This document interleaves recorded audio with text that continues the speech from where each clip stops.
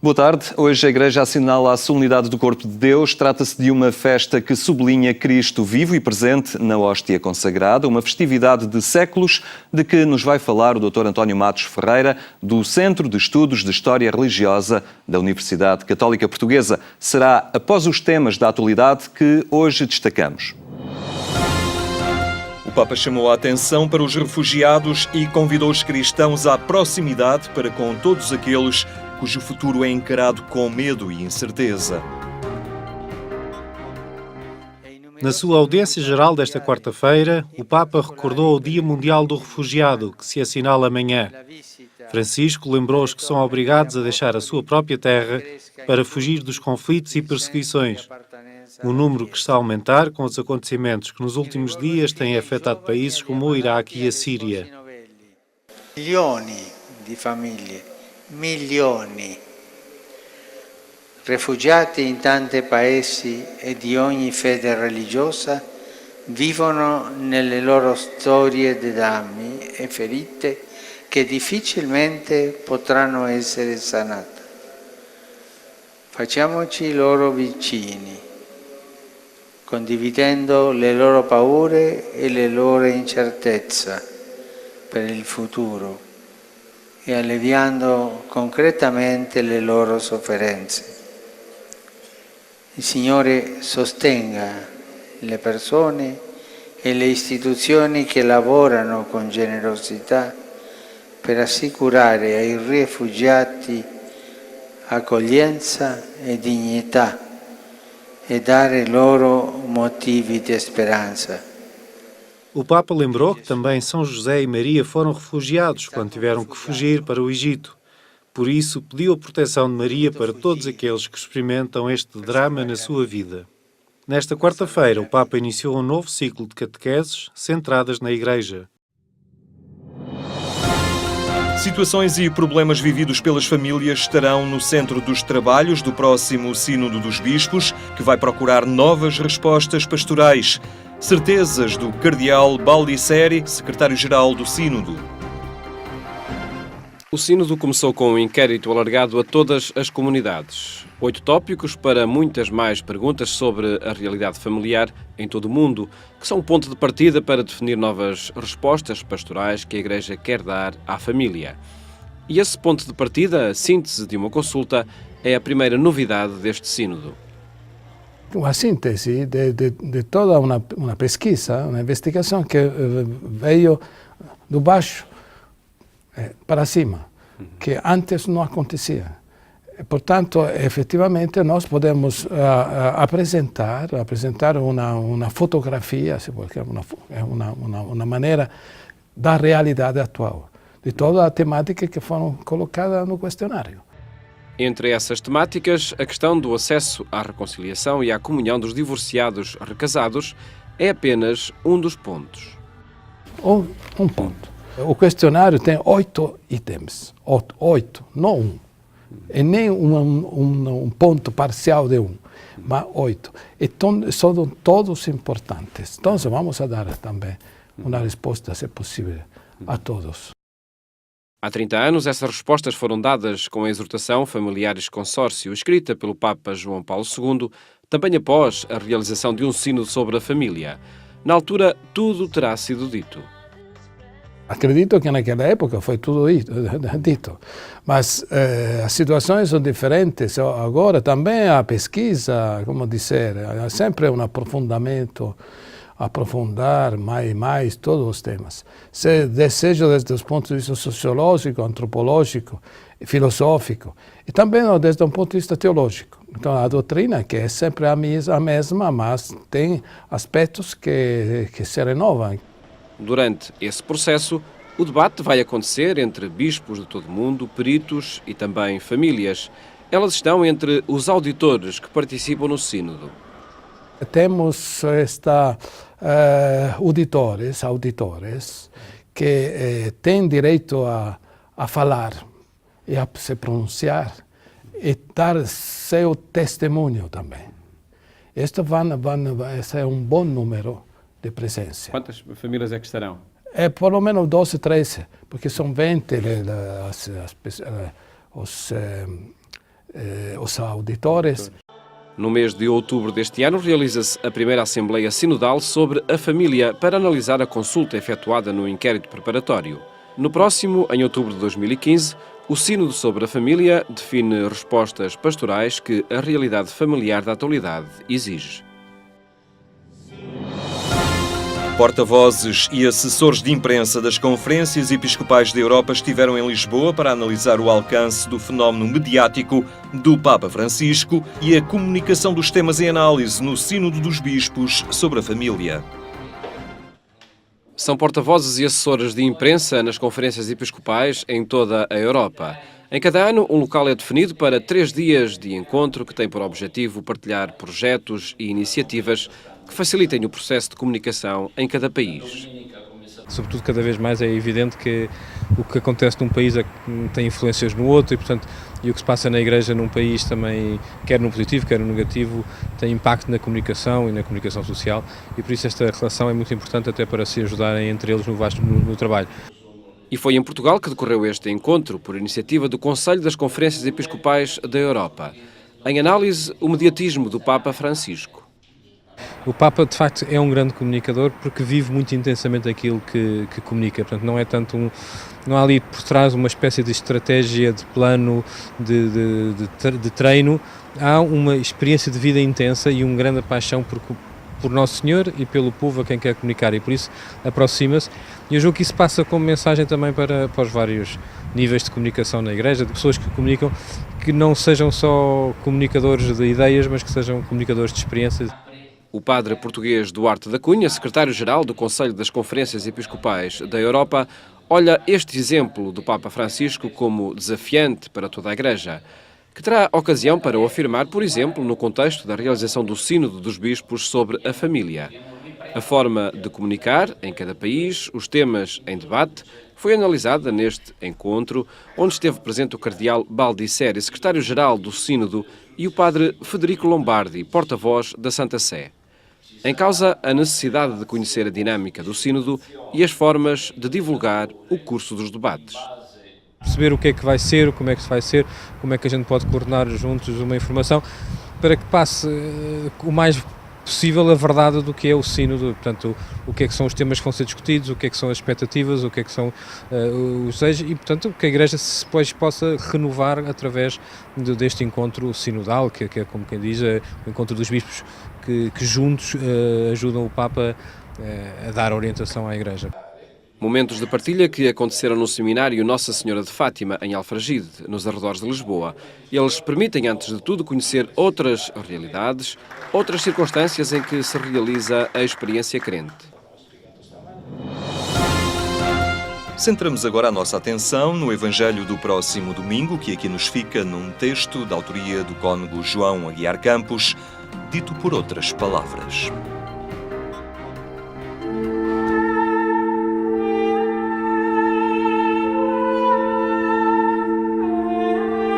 Desdobramo-nos em perguntas e, por isso, habita-nos mais a dúvida que o espanto agradecido.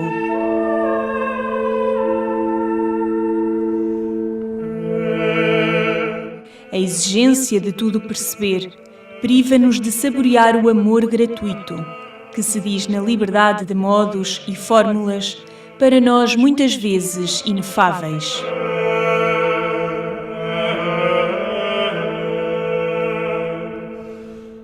Precisamos de nos permitir saber o que não vemos. No milagre de amor, o peso e o sabor são aparência de uma outra essência. Hoje quero proclamar que aceito abrir-me ao mistério, ouvindo. O que não compreendes nem vês, diz-te a fé viva, porque isto se opera fora das leis naturais. Debaixo de espécies diferentes, que são apenas sinais exteriores, ocultam-se realidades sublimes. O pão é a carne e o vinho é o sangue. Todavia, debaixo de cada uma das espécies, Cristo está totalmente. E quem o recebe, não o parte nem divide, mas recebe-o todo inteiro.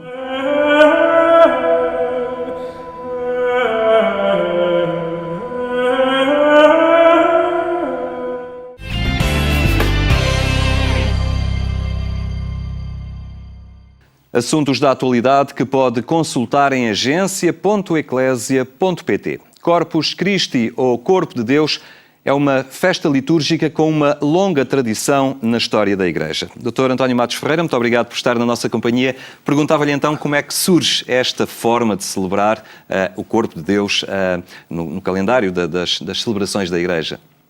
Bem, muito obrigado pelo vosso convite.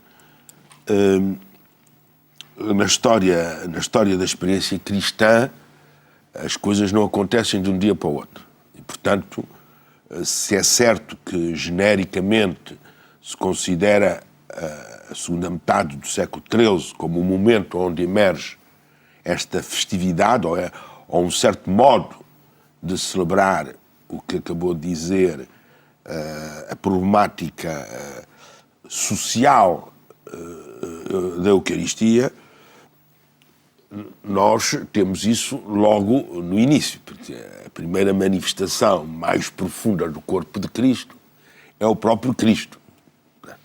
E aí estamos na teologia paulina. O problema está que as experiências cristãs, ao longo dos séculos, encontram formas de explicitar essa centralidade de Cristo na vida das sociedades. E no século XIII, sobretudo na segunda metade do século XIII, em que normalmente se está de acordo, os historiadores estão de acordo, que é um momento auge daquilo que nós chamamos a sociedade de cristandade, que muitas vezes é vista a partir do elemento mais temporal da organização da sociedade, há também uma dimensão espiritual que, de alguma maneira, é importante para perceber a emergência. Tudo indica, por volta de 1264, por uma iniciativa que não é uma iniciativa a partir do centro, é a partir do universo devocional, eucarístico, e de uma explicitação em termos aparicionais da vontade de Jesus que assim acontecesse, que é interpretado pelo Papa Urbano IV e que depois transforma numa festa que lentamente ganha forma e conteúdo. Por exemplo, provavelmente em Portugal, a festa do Corpo de Deus ter-se-á tido as suas primeiras manifestações uma vintena de anos depois. Havia sempre uma grande preocupação da dimensão exterior, pública, do apresentar publicamente esta presença real de Cristo na Eucaristia. Exatamente, mas isso é até mais do que apresentar, é dizer o seguinte: a festa do Corpo de Deus inscreve-se no seguinte, que é a concepção de que a sociedade cristã é o corpo e que o Cristo ressuscitado, presente na Eucaristia, alimenta esse corpo. Portanto, nós estamos completamente dentro de um paradigma societário de cristandade, em que, efetivamente, toda a sociedade progressivamente é mobilizada para a festa do Corpo de Deus. É preciso perceber, de uma maneira ou de outra, sem entrar em muitos detalhes, até de natureza etnográfica, a festa do Corpo de Deus é uma celebração, que se inscreve naquilo que o João de Delimont chamará, ou chamou, a sociedade da procissão. E a sociedade da procissão não é como nós hoje temos a noção. A procissão é uma organização eclesiástica que depois os fiéis seguem ou veem. Não. A festa do Corpo de Deus é exatamente uma manifestação em que toda a sociedade estava envolvida.